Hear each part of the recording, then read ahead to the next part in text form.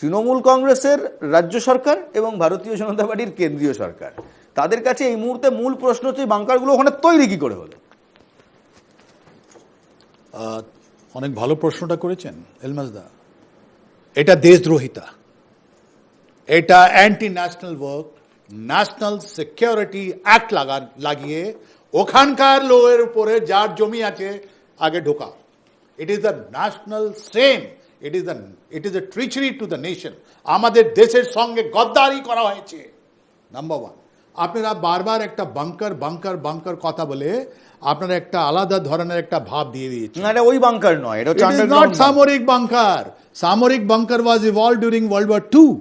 কেন যে উপর থেকে বোমা পড়তো, স্ট্যাটিক লাইন ছিল আমাদের ওই সময়। আমাদের লড়াইগুলো যেটা ছিল ওটা আপনার ট্রেন দিয়ে হতো, বোমা পড়তো, আর নিউক্লিয়ার থ্রেটের জন্য বাংকার তৈরি করা হলো। Bunker word is that, it is not bunker, it is terrorist hideout. যারা জেএনকে টেররিজম সঙ্গে আছে, যারা আমরা জেএনকে তে টেররিজম দেখেছি আমরা, জিয়াউল হক যেরকম কাশ্মীরে যেরকম প্রিপারেশন করেছিলেন, এটাই হলো ফার্স্ট স্টেজ।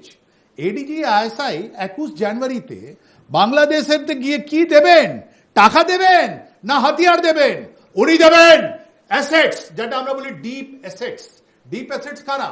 এই তো ডিপ অ্যাসেট যারা এই হাইড আউটস গুলো বানালো। জেএনকে তে প্রথম যেটা ফেজ হলো এই হাইড আউটস গুলো বানানো। এই হাইড আউটসে রাখা হচ্ছিল আপনার AK-47, এক্সপ্লোসিভ, গ্রেনেড লঞ্চার, গুলি, সব জিনিস এইখানে লুকানো হয়েছিল, রাইট? আর তারপর ধাপে ধাপে লোককে নিয়ে গিয়ে হয়েছিল ট্রেনিং এর জন্য। ট্রেনিং করার পর এসেছিল এখান থেকে হাতিয়ারগুলো তুলে। আর কত লাখ লোক ওখানে নিজের প্রাণে বলিদান দিলেন এই হাইড আউট। আমরা যখন যেতাম কর্ডন এন্ড সার্চ, আমরা পেতাম না টেররিস্টকেও। সকালবেলা কর্ডন এন্ড সার্চের পর যখন এই হাইড আউটের কাছে আমরা যেতাম, যেটা লুকিয়ে ছিল কোনো একটা আলমারি, কোনো যেরকম আপনি দেখাচ্ছেন ওরকম, এরা আমরা বলতাম ট্র্যাপ ডোর, ওর পেছন থেকে আমাদের একটা বাস্ট ফায়ার আসতো। অনেক লোক মারা গেলেন, অনেক লোকের পরনে বলিদান দিলেন।